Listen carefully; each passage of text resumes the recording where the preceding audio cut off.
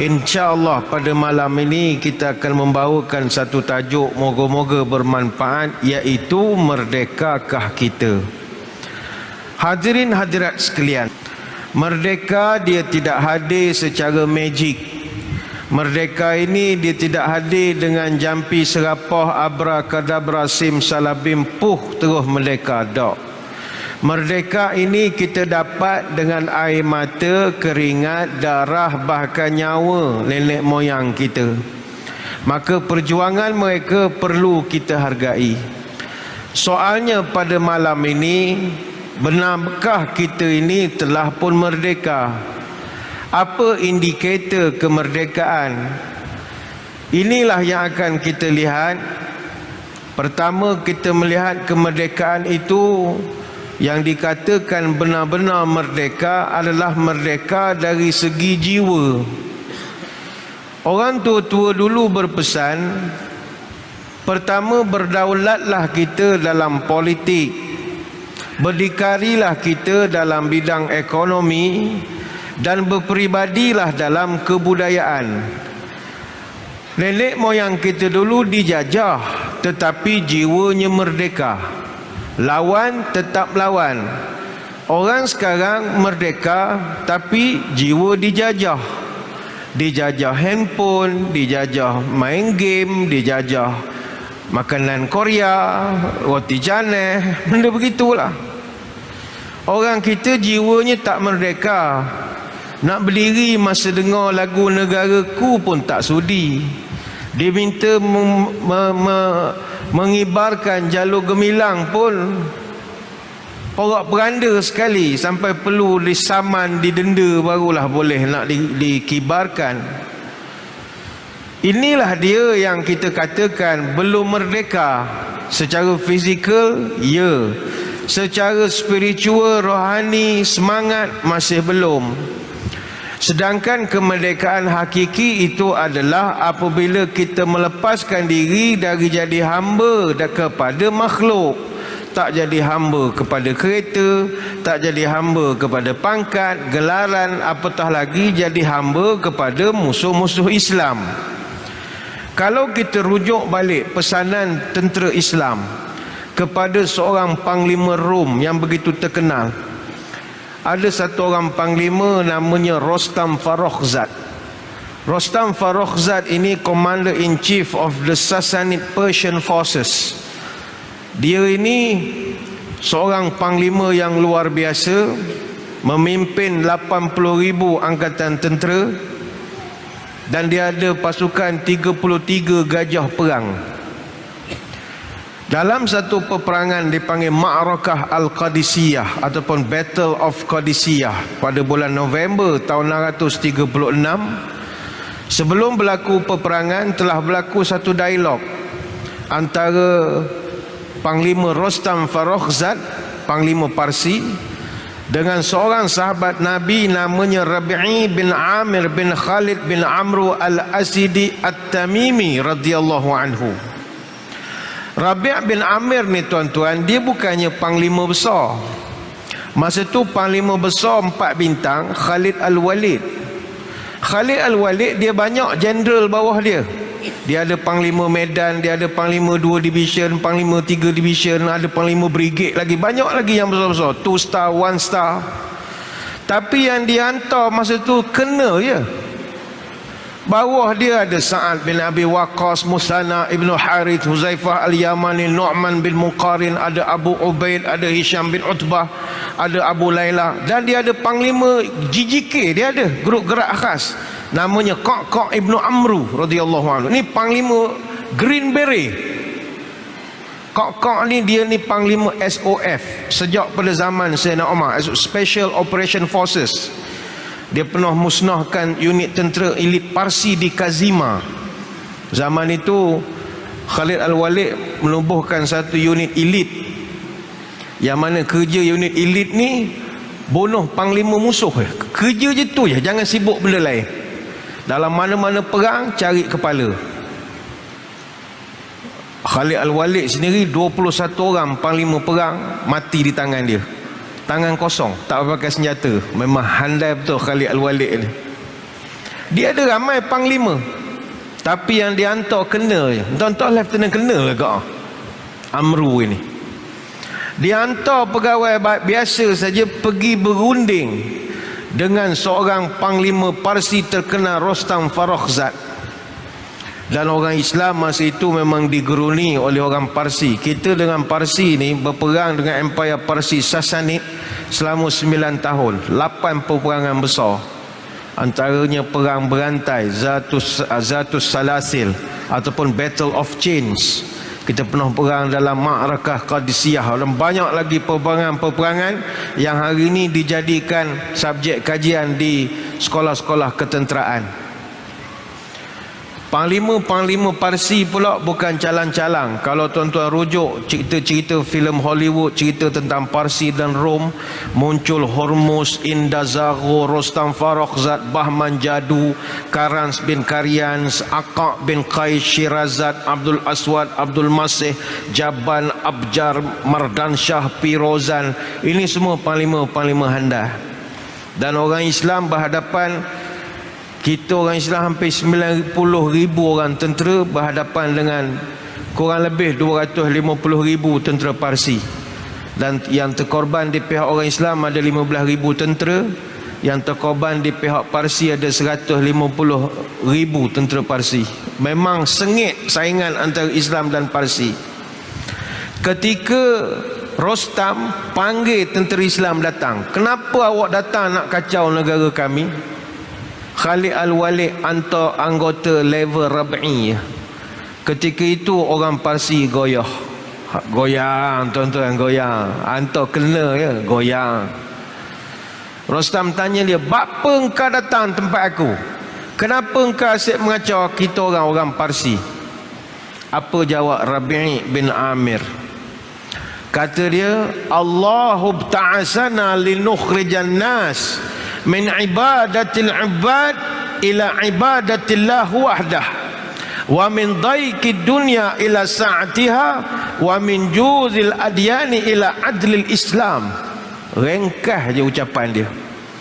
Kami datang untuk membebaskan kamu dari jadi hamba kepada manusia, supaya kamu jadi hamba kepada Allah Subhanahu wa taala. Kami datang untuk membebaskan kamu dari dunia yang sempit ke dunia yang lebih luas, daripada kezaliman agama kepada keadilan Islam. Ringkas je ucapan dia.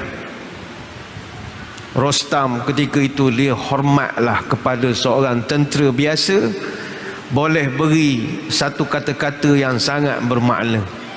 Kami datang bukan nak menjara harta awak. Macam orang putih datang ke tanah air kita, dia bukan sekadar mengambil harta di negeri kita, khususnya di Pahang ini. Bukan ambil sikat. Sikat ni tuan-tuan, apa perangai sikat? Sikat. Apatah lagi sikat kutu, sampai ke bawah dia ambil, tak ada benda tinggal. Sikat. British menyikat harta negeri Pahang. Rauk lipih, hok emas berkoyang-koyang, berauk-rauk, habis sikat dia. Apa yang ada di London tu semua harta nenek moyang kita belaka, daripada duit-duit kita belaka, disikatnya. Tapi orang Islam beritahu pada orang Parsi, kami datang bukan nak harta awak, kami datang nak membebaskan manusia daripada jadi hamba manusia kepada menjadi hamba Allah. Itu matlamat besar merdeka. Begitu kuat para sahabat berpegang kepada semboyan ini, hingga kan dalam beberapa peristiwa perang yang lain, ada di kalangan musuh yang minta diskaun pun ada. Ada peristiwa satu dialog antara Ubadah bin Samit yang merupakan utusan kepada Panglima Amru Al-As, yang mana Amru ni diutuskan oleh Umar Al-Khattab. Umar di Madinah, Amru Al-As ada di Mesir. Berlaku konflik dengan Maukukis, seorang gubernur wakil Rom di Mesir. Mesir masa itu di bawah Rom. Jadi dia punya gubernur nama Maukukis. Jadi Omar beritahu kepada Amru, engkau kirim salam kat dia, kalau nak selamat dunia akhirat, buat perangai molek-molek. Khabar dia Omar kirim salam. Amru dia hantar Ubadah bin Samit, engkau tolong pesan pada Maukukis. maknanya 3 lapis wakil. Maka Ubadah bin Samit pun pergilah berjumpa dengan Muqawqis. Ubadah bawa jumpa dia, pesan 3 perkara. Ud'uhum ilal Islam fa inhum abaw fasalhumul jizyah fa inhum abaw fasta'in billah wa qatilhum. Kata Ubadah Samit, bos saya pesan maulah masuk Islam. Itu je, maulah masuk Islam. Kalau awak tak ambuh masuk Islam, bayar cukai, jadi rakyat yang baik. Jangan cakap banyak. Orang keluar undang-undang ikut, suruh kibor Melera kibor, suruh buat sembok Jawi ikut. Engkau jangan mengada-ngada, dengar sikit cakap orang. Tapi kalau degil juga, minta tolongan Tuhan, sebab kita akan berlawan. Dia pesan gitu je. Al-Muqawqis dia siap tanya, afala tujibuna ila khaslati ghairi hadhil khisalis salas. 3 syarat ni wajib ke kena ikut? Tak boleh diskaun langsung, diskaun lah sikit. Ketika itu farafa'a Ubadah yadaih, dia angkat tangan tinggi-tinggi. La wa rabbus sama wa rabbu hadhil ardi wa rabbu kullu syai'. Oh tidak, sekali-kali, demi Allah Tuhan yang berkuasa di langit, di bumi dan segala yang sesuatu dia berkuasa. Malakum indana khaslata ghairiha fakhtaru la anfusikum. Minta maaf, kata dia, tentukanlah pilihan awak sekarang, sebab awak dah tak ada pilihan lain. Nak Islam ke nak dengar cakap kita orang? Kalau tak mau Islam, dengar cakap kita orang. Kalau dua-dua tak nak, mau kita bertumbuk. Maka akhirnya Muqawqis tunduk. Dulu jiwa kena kuat. Ini merdeka sebenar. Sebab itu tuan-tuan, Islam yang jadikan kita di Malaysia atau di Nusantara ini mudah merdeka, kerana kita ada Islam. Islam ni mengajar kita untuk lawan perhambaan.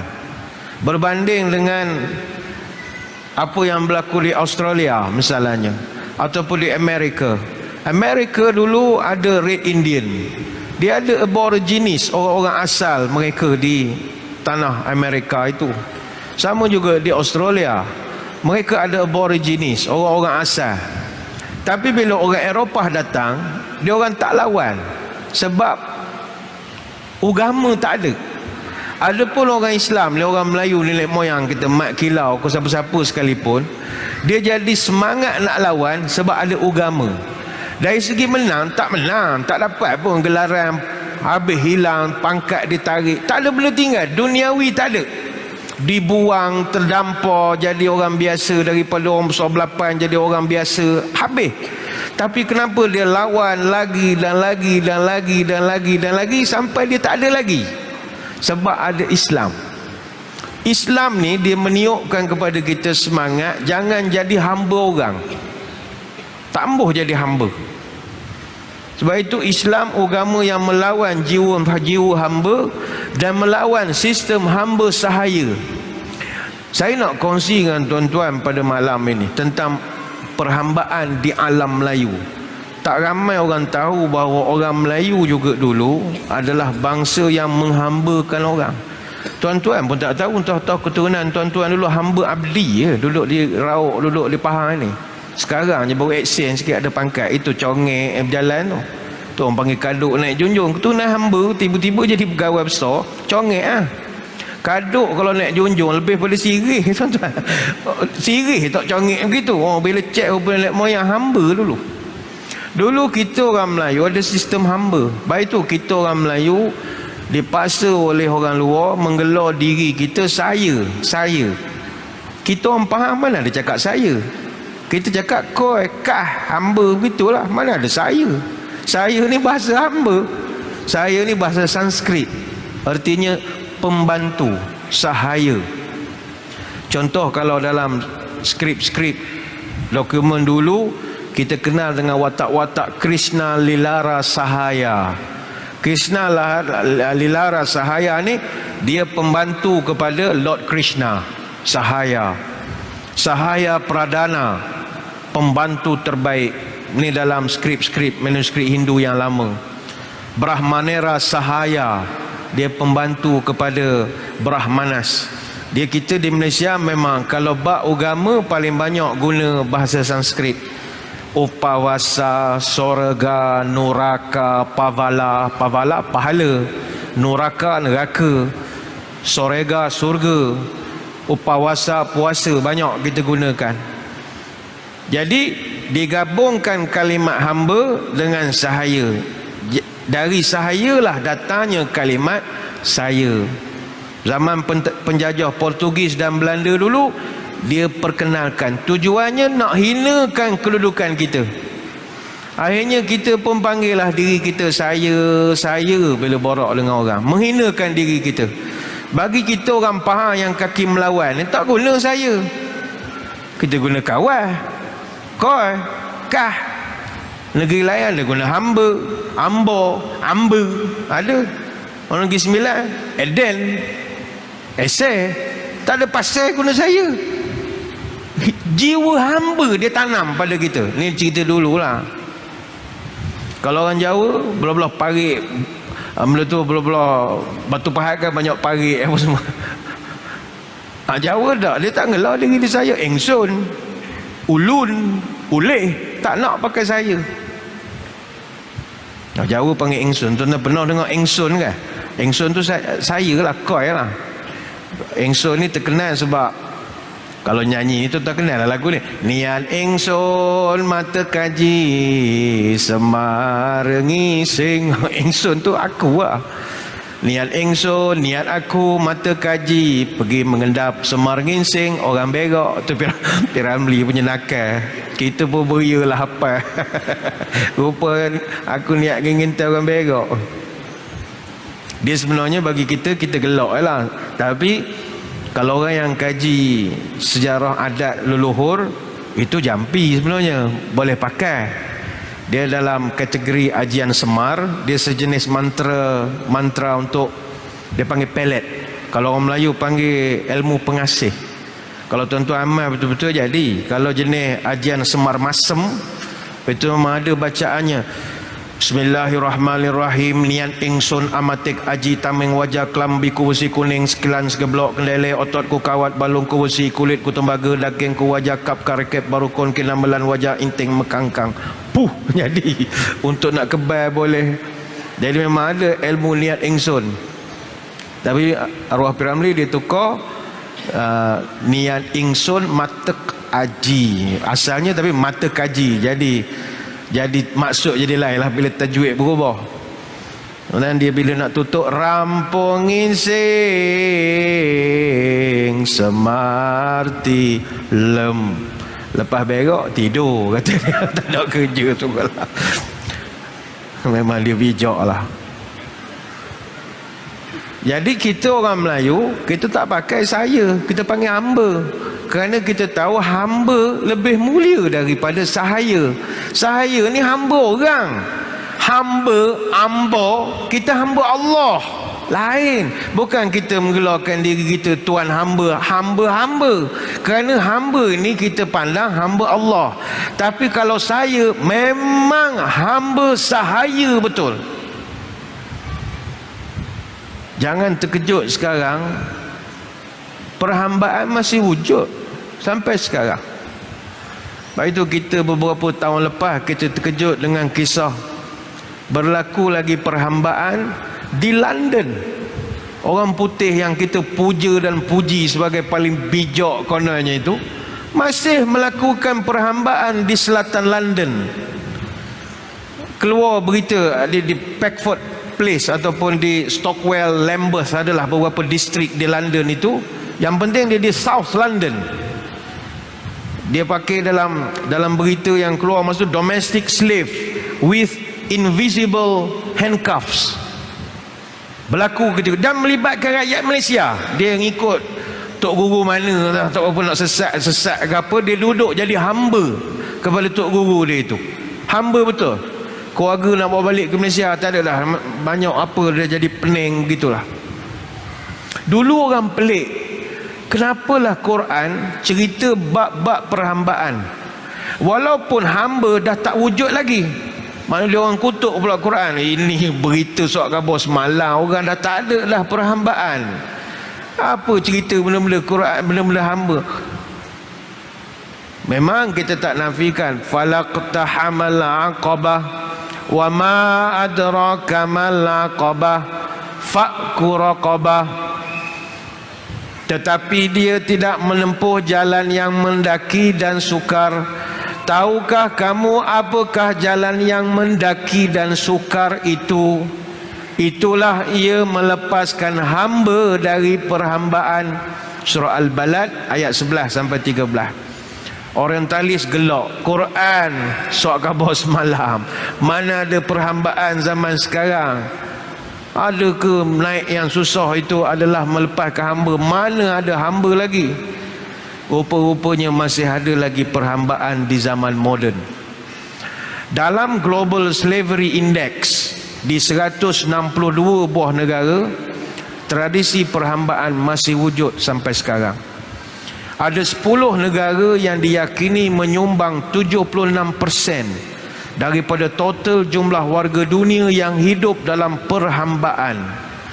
Angkanya diperkirakan mencapai 29.8 juta, termasuklah di China, Nigeria, Ethiopia, Russia, Thailand, Republik Demokratik Kongo, Myanmar dan juga Bangladesh.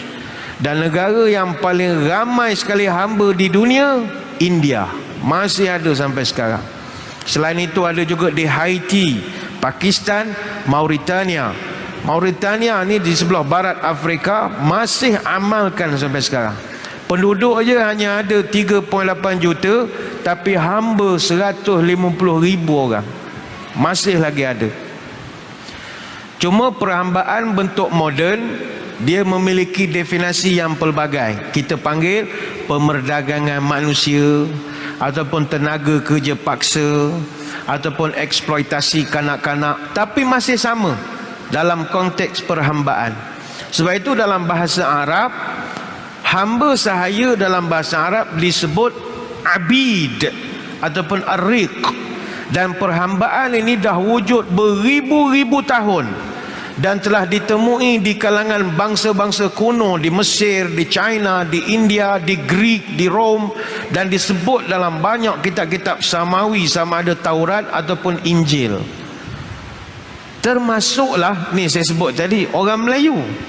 Melayu ni dulu tuan-tuan, tradisi hamba ni sangat kuat. Dalam tradisi Melayu, hamba terbahagi kepada 3 kumpulan utama. Pertama, hamba raja. Yang kedua, hamba berhutang.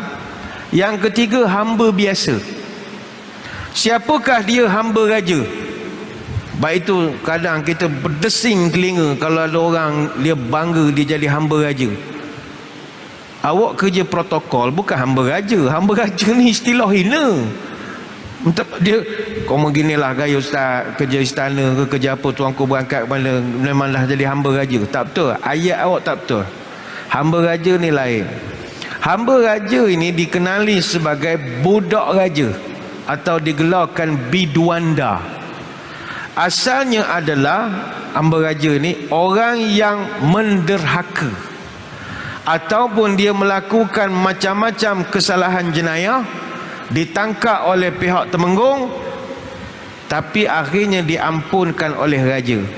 Jadi biasanya hamba raja ni terdiri daripada tawanan perang ataupun banduan. Hamba raja ni keturunannya akan jadi hamba raja juga secara turun-temurun. Namun taraf hamba raja dia tinggi sikit daripada hamba-hamba yang grade lain. Dia kita sekarang hamba cara grade lah, 41, 44, 48, 52. Hamba juga tu, hamba bergrade dia panggil. Jadi hamba raja tinggi sikit, mungkin jusa ke atas. Yang lain ni 54 ke bawah. Dia tinggi sikit.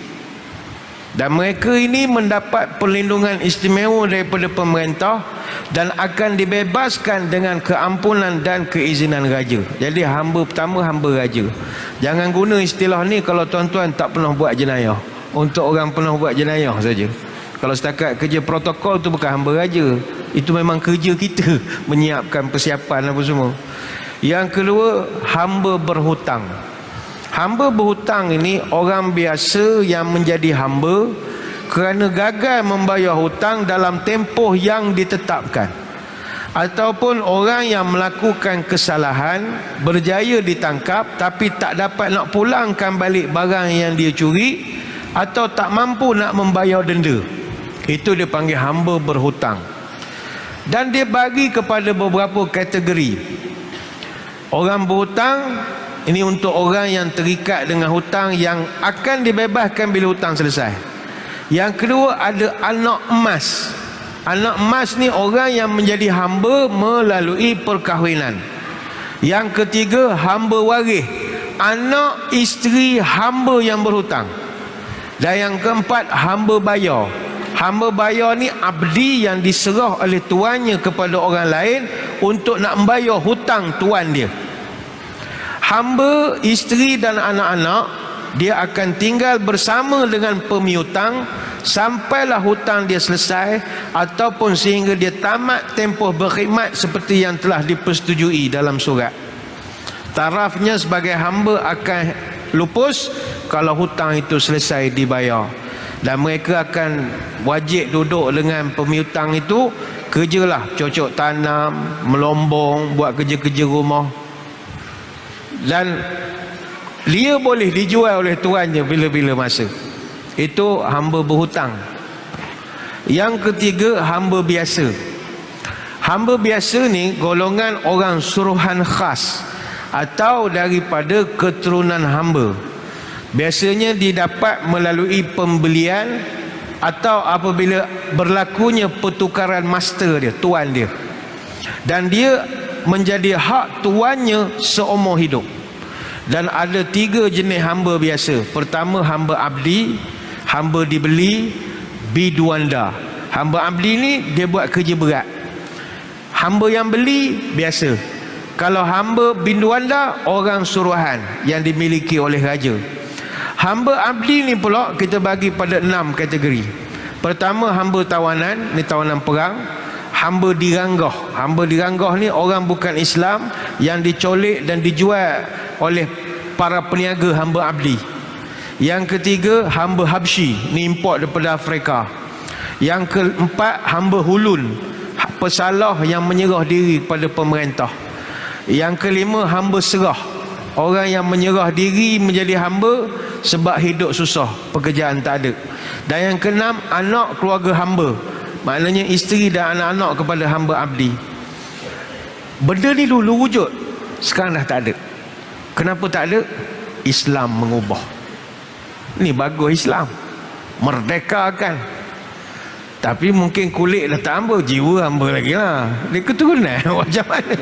Jiwa hamba tu ada, so buat kerja tak buat-buat, rupa keturunan hamba dulu. Jadi pegawai tapi hati hamba memang habis lah. Penat bos dapat nak buah begini. Dia tak kerti buat kerja melainkan disuruh, rupa jiwa hamba.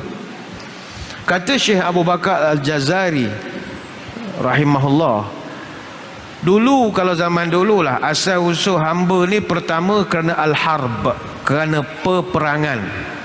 Jadi kumpulan yang kalah, maka termasuklah isteri dan anak-anaknya akan jadi hamba. Yang kedua, hamba berlaku kerana al-faqru, kerana kefakiran. Orang dulu dia jual diri ataupun anak-anak dia kerana terlalu miskin. Macam kita yang selalu tengok Piramli, tuan-tuan jangan gelak Piramli tadi dalam kaji lah. Lepas tu banyak cerita Piramli, cerita jual orang. Bukan dia pedaah, cerita benar. Cerita benar. Contoh cerita apa cerita Piramli jual orang? 3 Abdul jual orang. Ingat lagi babak yang dia goyang loceng, teng teng teng teng teng teng teng teng. Mula-mula Sadiq Segaraga dengan Kasim Patalon. Kasim Patalon 20% peguam dia tu, peguam masalah betul sekarang, peguam 20%. Dia jual Wahab dengan Wahib sekali. Jadi Hussein Lempoyang Sauraga Unta, dia beli 2,000 pound, tapi jadi tukang urut. Kemudian Abdul Wahub, dia jual Sadiq dan Kasim sekali dengan Hamidah dan Rapidah. Kemudian Abdul Wahab Piramli dibeli pula dibeli sekali dengan Husin harga 4,000 pound. Jadi ketika itu Husin lempoyang beli dijual 4,000 pound tu. Wow, dia punya wow. Meniaga orang lebih baik dari meniaga unta, dia kata kan. Memang itu sistem perhambaan dulu, bukan rekaan. Termasuklah cerita Alibaba Bujang Lapuk. Marjinah dibeli oleh Kasim Baba, harganya 1,001 dirham. Dia tanya tak ada diskaun, tak ada, nipu jual. Sekali Sarimah pusing belakang, ada gantung 25% diskaun.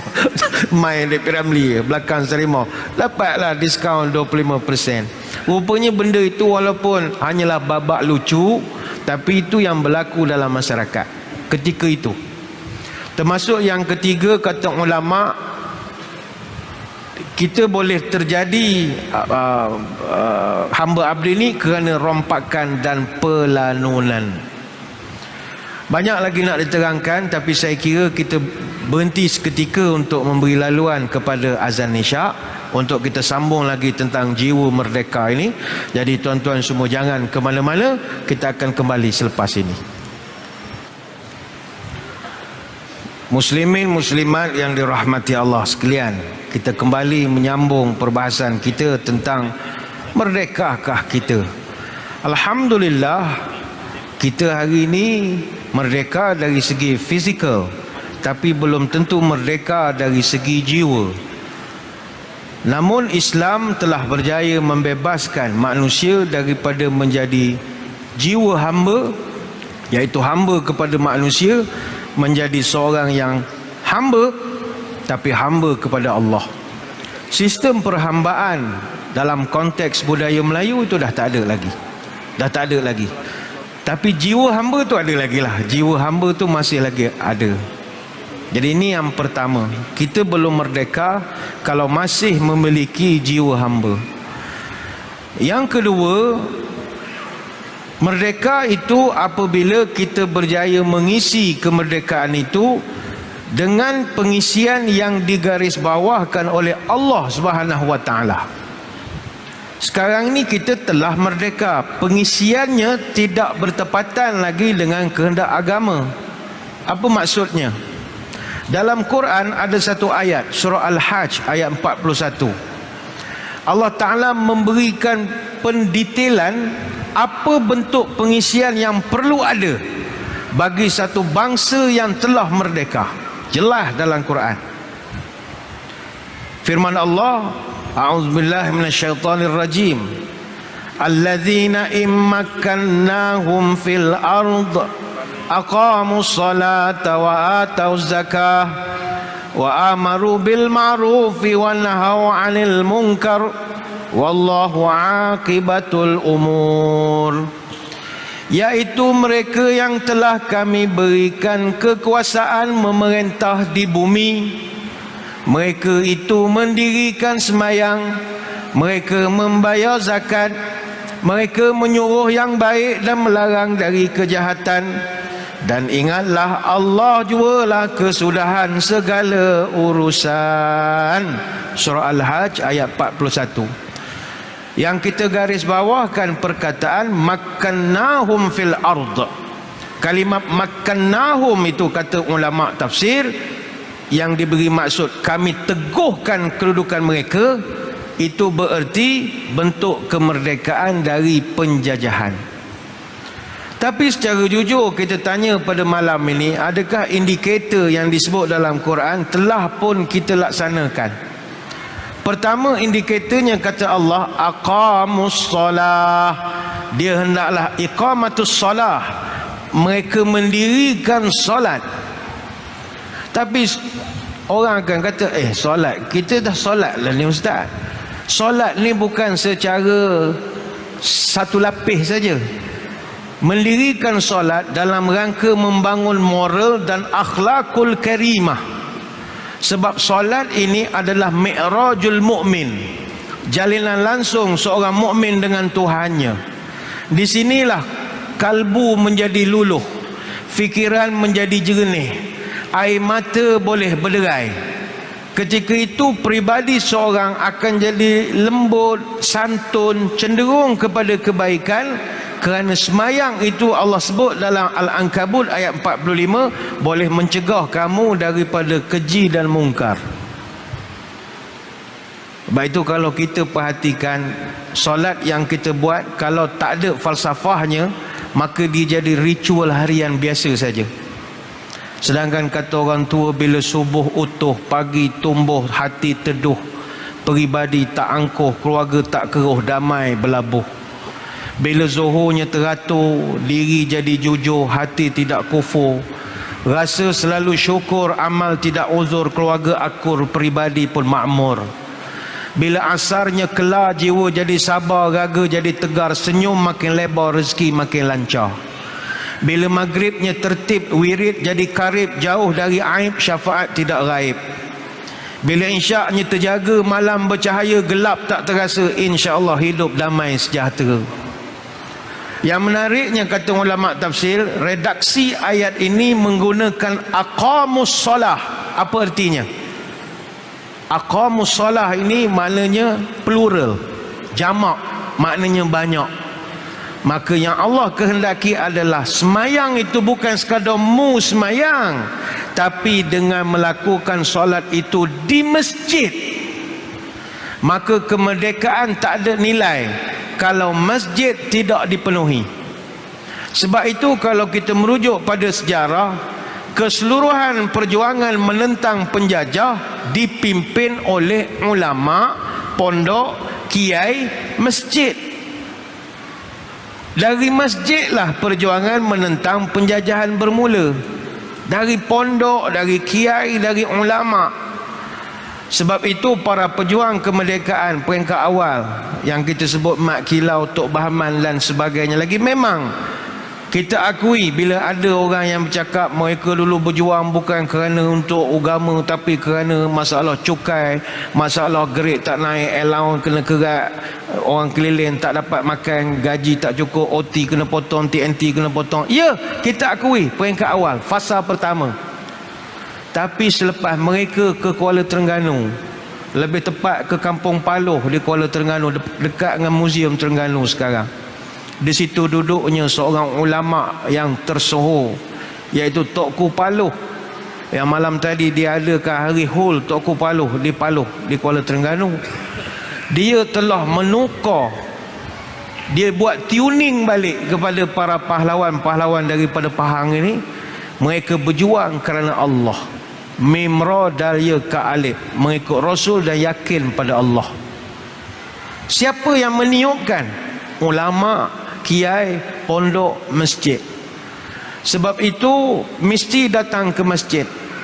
Dan sejarah mencatatkan bahawa imam-imam, orang-orang masjid, mereka inilah yang menggerakkan merdeka, bukan sekadar di negara kita, bahkan di seluruh Nusantara. Tengku Syekh Abdul Jalil, pemimpin Masjid Syuhada Cot Piling di Aceh Utara, dia memimpin merdeka. Kiai Haji Zainal Mustafa, pesantren Sukamanah di Singaparna. Hadratus Syekh Kiai Haji Hashim Asy'ari, pesantren Tabuiring di Jombang, Jawa Timur. Dia juga pengasas Nahdlatul Ulama. Sama juga Ki Bagus Hadi Kesomo, pengasas Muhammadiyah. Haji Abdul Karim Amnullah ataupun Haji Rasul, ni ayah kepada Hamka. Ini semua orang yang meniupkan semangat perjuangan daripada masjid. Langit negara kita merakamkan bahawa perjuangan daripada masjid inilah yang telah menggerakkan kemerdekaan. Syekh Mas'ud Al-Banjari daripada Banjarmasin, Syekh Daud Al-Fatani dari Patani, Syekh Abdul Samad Al-Palembani dari Palembang. Mereka berjihad mempertahankan Kedah daripada serangan Siam tahun 1832. Sama juga Pangeran Diponegoro yang terkenal dalam sejarah Indonesia melancarkan jihad kepada Belanda di tanah Jawa bermula tahun 1825. Mereka ni, dia ini didokong dan didorong oleh kiai, Kiai Mojo, Kiai Kasan, Kiai Ghazali dan ramai lagi. Begitu juga di Banjarmasin, penglibatan para ulama, Haji Bu Yasin, Haji Mahmud, Haji Khalid, Haji Yusuf, Haji Jala. Mereka ini yang melancarkan jihad kepada Belanda antara tahun 1859 sampai 1863. Di Banten, Maulana Judah dan Kiai Lukuh telah berjaya mempengaruhi Sultan Banten untuk melancarkan jihad kepada orang Hindu di Pajajaran dan di Palembang.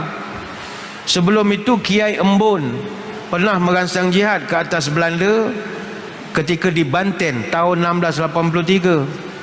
Sama juga pemberontakan golongan Patani kepada Belanda di Cilegon tahun 1888 didorong oleh ulama dan juga seperti Kiai Abdul Karim misalnya yang memimpin tarikat Qadariyah melakukan penentangan. Sama juga pendukung tarikat Samaniyah, mereka melakukan jihad kepada Belanda di Palembang tahun 1811. Begitu juga perang Padri. Siapa yang mendorongnya? Imam Bonjol di Minangkabau. Gerakan Syekh Yusuf Tajuh Khalwati di Makassar, gerakan Wali Songo di Tanah Jawa, Tengku Cik Tiro di Aceh, hatta di Kemboja sekalipun penentangan terhadap Vietnam, jihad itu digerakkan oleh ulama Parome, Khatib Sumat dan ramai lagi. Sama juga gerakan Haji Sulu. Haji Sulu juga seorang ulama, Sultan Azimuddin, melancarkan jihad kepada Spanyol tahun 1760. Sama juga perjuangan para ulama berlaku di Mataram, di Goa, di Patani, di Portugal. Yang melawan Portugal, Belanda semua adalah digerakkan oleh masjid. Sebab itu kita nak mengisi merdeka ini, kita kena jadikan masjid sebagai pusat kita kembali. Tuan-tuan sekalian, kami orang masjid lepas pada pandemik, kami sekarang ni bagaikan pungguk merindukan bulan. Jemaah payah betul lah nak datang masjid sekarang tuan-tuan. 2 tahun penangan semayang tepi kepala katil menyebabkan nak panggil semula orang semayang payah betul sekarang. Rumah buruk pintu 9, nanti roboh tidak akan roboh. Laksana pungguk merindukan bulan, nanti jatuh tidak akan jatuh. Orang tak ambuh datang masjid. Lepas ucap tahniahlah pada pihak masjid buat program adalah ramai sikit. Kalau tidak pahakumu akumu. Tu saya kadang tanya juga orang ada nak mana-mana nak pakai tangkai pelaris ke apa kan, nak gantung lepas kokok menjadi manalah tahu ya. Ada setengah kedai makan letak ramai je orang datang. Tanya juga orang ada tak tangkai-tangkai nak try gantung sekali. Orang payah dah nak datang masjid tuan-tuan. Dulu masa masjid tak boleh masuk, meraung, marah. Oh, imam bodoh, imam dajjal, Freemason, WHO, Bill Gates, Cristiano Ronaldo, macam-macam benda sebut pada kami. Ni masjid dah buka siang malam, seorang habuk tak datang. Terutama geng-geng teori konspirasi. Saya geng teori konspirasi ni saya menyampah. Teori pandai, semayang subuh tak? Bukan semua ada semayang subuh, ada. Cakap banyak. Tapi kalau awak faham tentang Dajjal ke Freemason ke, boleh menyebabkan awak jadi rajin ke masjid, kita suka. Suka tu juga. Duk kedai kopi borok ni semua Dajjal, Freemason. Wah, rokok tangan. Cerita ni semua. Tahu tak ni Imam Mahdi. Imam Mahdi. Kita bukan hina ilmu awak, kita hina awak tu kerana tidak mahu datang ke masjid. Orang kalau belajar tajuk kiamat makin takut pada Allah. Baca hadis tentang Dajjal, oh takut. Apa nak buat? Bukan sekadar takut, baca Kahfi. Kenapa suruh baca Kahfi? Orang dia sibuk. Ni semua mikrofon ni semua Yahudi, ni semua tiang ni. Oh nah, semayang tak juga. Ajak datang masjid, mula semayang masjid, malah dia kata. Bapa pula masjid semayang tak ada pahala, tak afdal. Bapa pula sah renggang. Dia kata sah renggang. Semayang subuh tanam musang king. Main sekaki-sekaki. Oh, dia sibuk kata tak ada pahala. Awak tahu mana tak ada pahala? Tuan-tuan, mana lagi afdal? Datang solat berjemaah di masjid yang dengan saf yang renggang, atau tak datang langsung berjemaah di masjid? Cuba kamu, mana satu hukum yang afdal? Mana satu hukum yang afdal? Ada beberapa perkara yang kita kena faham. Pertama, jangan terkejut, ada setengah ulama menghukumkan wajib sembahyang jemaah ini. Cuma kita tak ke arah itu. Kalau tengok pendapat dalam mazhab Abu Hanifah dan Imam Ahmad, mereka berpegang kepada riwayat ada satu orang pernah datang jumpa Nabi dan dia ni OKU, cacat penglihatan. Dia kata, ya Rasulullah, saya tak ada orang caregivers, tak ada guide untuk nak pergi masjid yang boleh bawa saya. Jadi boleh tak saya minta excuse untuk semayang di rumah? Saya tak boleh pergi masjid, tak ada orang nak guide saya. Jadi pada awalnya Nabi kata, okey, tak ada masalah, semayanglah di rumah. Dia pun keluar. Kata Abu Hurairah, tiba-tiba Nabi panggil, sekejap. Minta maaf, lupa nak tanya. Hal tasmat nida'u bis salah? Minta maaf, awak duduk di rumah, boleh dengar tak azan daripada masjid? Naam, ya saya dengar ya Rasulullah. Fa'ajib, minta maaf, awak kena semayang masjid. Dah tak nampak dah guna gaya, usaha lah. Ini tuan-tuan hadis riwayat Muslim. Justru ada setengah mazhab mengatakan kalau orang OKU cacat penglihatan pun diwajibkan oleh Nabi, apatah lagi kita hak segar buga. Setakat bagi alasan parking tak ada, berdoa. Malah lagi masjid buat apa? Parking payah. Memanglah parking payah. Orang kita kalau boleh nak parking motor dia, parking sebelah mimbar kalau boleh.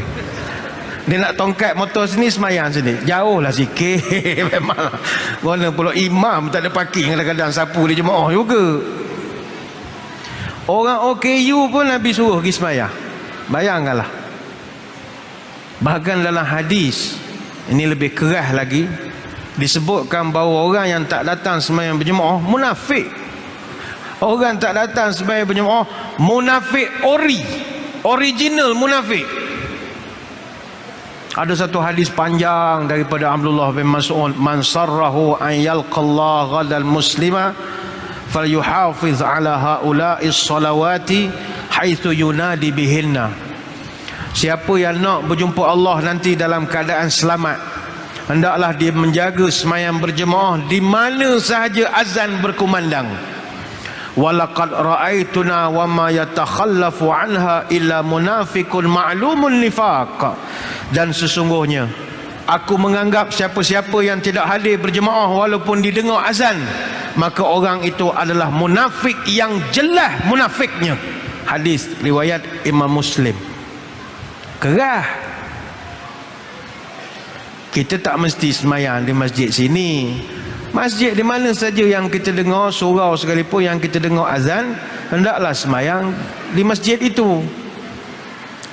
Kalau tak pergi, munafik yang jelas, munafik ya, kata Nabi. Tuan-tuan, kalau kita datang masjid serenggam pun Nabi tak khabar munafik. Tapi tak datang semayang jemaah, munafik. Maka datanglah semayang jemaah. Kalau Ibnu Mas'ud radhiyallahu anhu lagi keras dia punya kata-kata, walau annakum sallaitum fi buyutikum kama yusalli hazal mutakhallifu fi baiti la taraktum sunnati nabiyyukum walau taraktum sunnata nabiyyukum la dadaltum. Kata dia, siapa yang semayang di rumah maka dia telah meninggalkan petunjuk daripada Nabi. Siapa meninggalkan petunjuk Nabi, dia akan sesat selama-lamanya. Tak ada alasan. Sebab itu tak ada makna merdeka kalau masjid tidak dipenuhkan. Sebab redaksi ayatnya wa aqamus solah, ramai-ramai mu kena semayang, kata Allah Ta'ala. Itu pengisiannya. Apabila kita keras kepala tak nak datang ke masjid untuk semayang berjemaah, yang kita paling risau adalah kehidupan kita akan mudah jadi porak-peranda, mudah diganggu syaitan. Ada satu hadis panjang daripada Abu Darda. Nabi sebut, ma min salasatin fi qaryatin wala badwin wala tuqamu fihimus salatu illa qad istahwadha alaihimus syaitan. Mana-mana kumpulan jumlahnya 3 orang, sama ada duduk di kampung atau duduk di pedalaman, mereka semayang buat hal masing-masing, tidak berjemaah, nescaya hidup mereka akan dikuasai syaitan. Illa qad istahwaza alaihimus syaitan fa alaikum bil jamaah fa innama ya'kulu dhi'bul qasiyah. Maka hendaklah kamu berjemaah, kerana serigala itu hanya makan kambing yang terpencil daripada kumpulannya. Hadis riwayat Abu Daud. Jadi datanglah berjemaah, termasuklah ibu-ibu di belakang, datanglah ke masjid. Walaupun ada ustaz-ustaz garang-garang, dia tak bagi orang puan datang masjid, terutama orang perempuan yang lawa katanya. Kan datang masjid takut nyebab fitnah Allah. Sekarang ni tak tunggu orang puan, dalam telefon dia fitnah tuan-tuan. Dalam telefon takkanlah tak boleh orang perempuan tu. Tak ada masalah. Kata Abdullah bin Umar, la tamna'u ima Allahi masajid Allah. Jangan kamu halang perempuan datang ke masjid Allah. Jangan halang. Dia nak pergi, ahlan wa sahlan. Suruh tak, tapi dia datang, kita tak halang. Ni hadis riwayat Bukhari dan Muslim. Jadi kita menyerulah kepada muslimin muslimat, mohlah kita semayang di masjid. Ini merdeka, indikator merdeka yang Allah Ta'ala sebut. Aqamus salah, ramai-ramai kena semayang. Cuma pihak masjid, bila kita dah ajak jemaah datang, buatlah persiapan yang bagus, lipat gandakan aktiviti, kemudahan baikilah. Ni paiklah terkulai, tak baiki-baiki apa halnya. Jumaat tengah kita ni bukan masjid sini, masjid lain.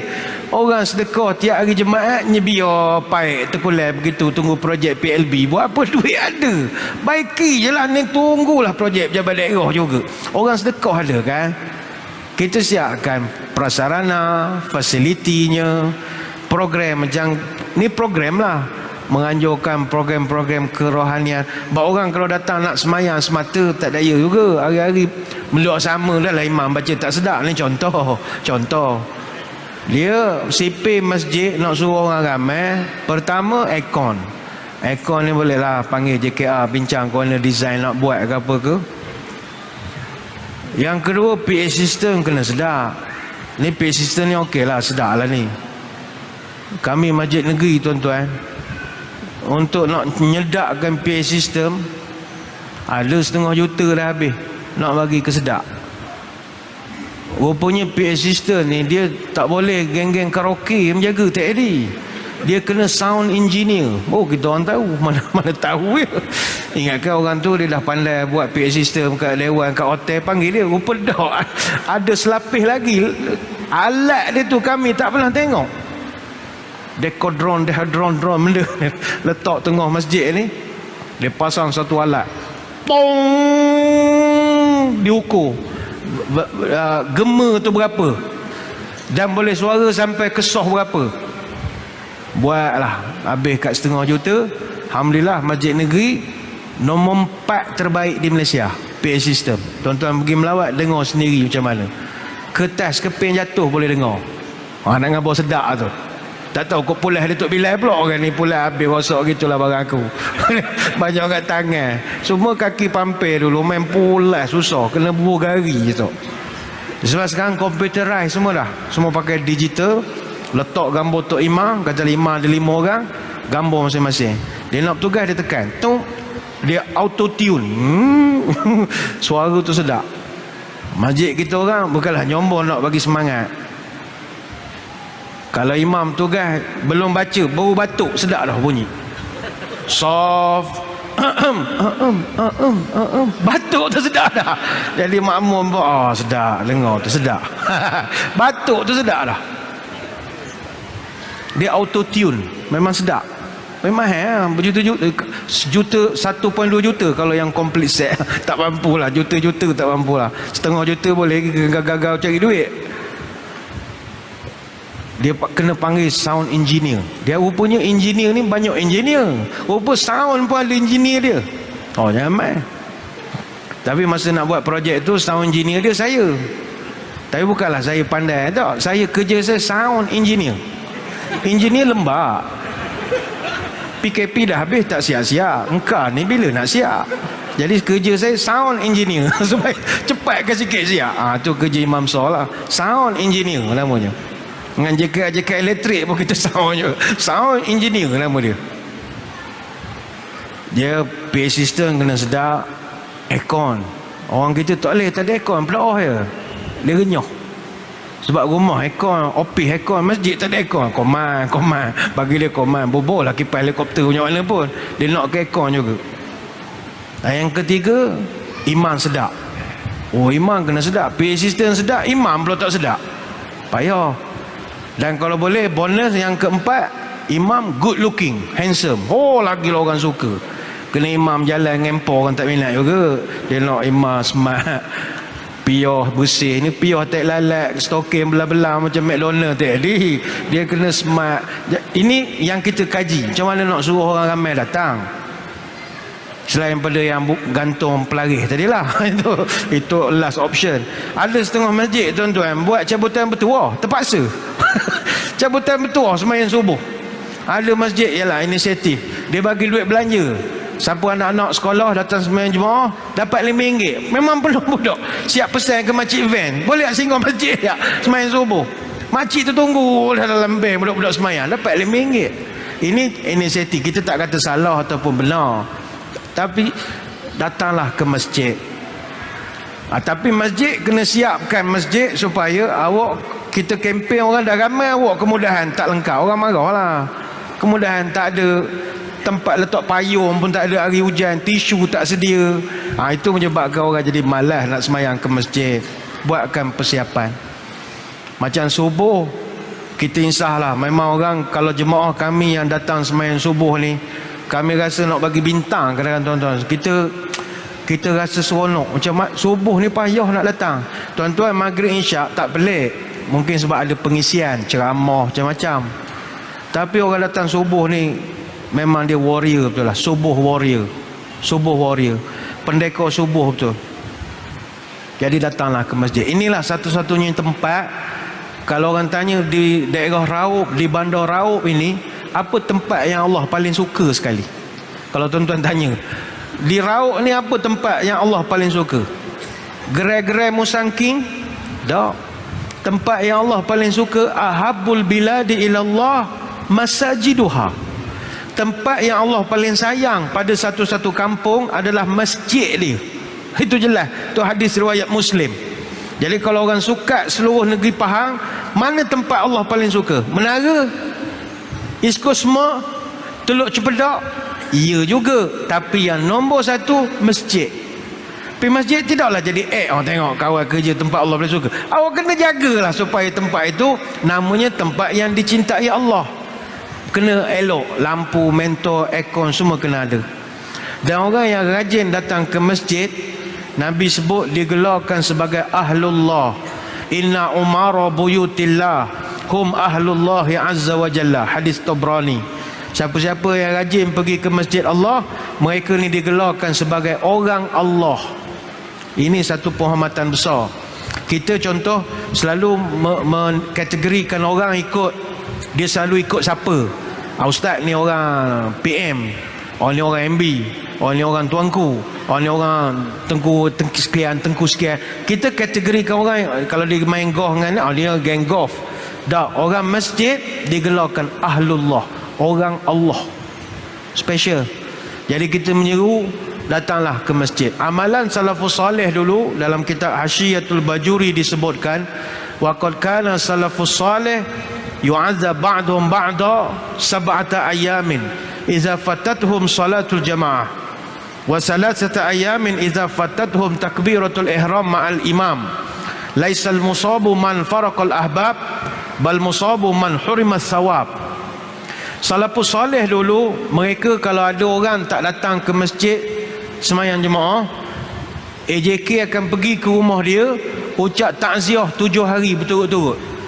Dan kalau dia datang ke masjid tapi semayang lambat, contoh imam habis bagi salam, dia tambah 1 rakaat, mana masbuk dia lambat, dia akan diberi takziah 3 hari berturut-turut. Dulu salafus soleh strict. Sekarang kita ni ialah banyak orang teori konspirasi, jadi malas pergi ke masjid belaka dah. Jadi itu selesai. Itu yang kedua. Yang Allah Ta'ala sebut, yang pertama mesti aqamus salah. Yang kedua wa atawuz zakah. Pengisian kemerdekaan adalah zakat. Zakat ni bukan kita pergi PKZ potong gaji, tak. Dia ni menunaikan zakat, satu simbolik kepedulian sosial. Peduli kepada orang yang susah. Agama Allah ini dia tidak hanya mengurus masalah rohani dan hanya fikir masalah akhirat saja, tapi kita memperhatikan keseimbangan sosial dalam masyarakat. Keliling kita berapa orang susah, berapa orang mu'alaf yang masuk Islam yang dibuang keluarga tapi tak ada tempat nak mengadu, berapa orang B40 yang sedang kesusahan, berapa orang M20 yang sedang kesusahan, B40, M20, T20 dan macam-macam lagi yang sedang kesusahan. Berapa orang ibu tunggal, berapa orang anak-anak yatim. Ini semua berada di dalam pengetahuan kita. Sebab itu sekali lagi, masjid kena main peranan. Sebab itu masjid jangan sibuk berdandan sehingga lupa pada lingkungan. Duitnya puluh ribu tapi orang susah makin ramai.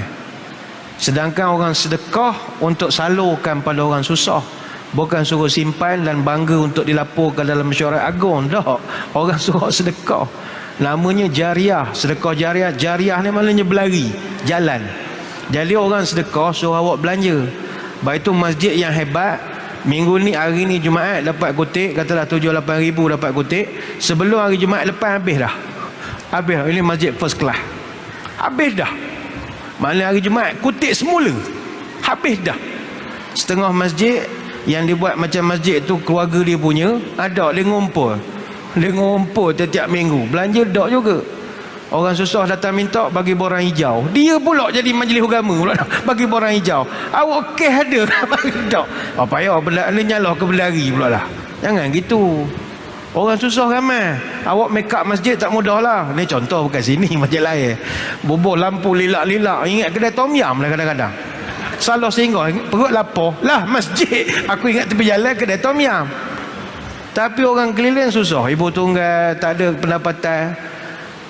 Ni bukan marah dak. Masjid tak main peranan. Agama marah. Agama marah. Dia kena mengisi merdeka itu. Masjid bermula, situ pengisiannya. Kena bantu orang susah. Tahniahlah ada masjid buat dapur infak. Dia letak dapur, tak benda-benda lah, macam-macam jenama orang letak bagi makan. Ini memang itu kerja masjid.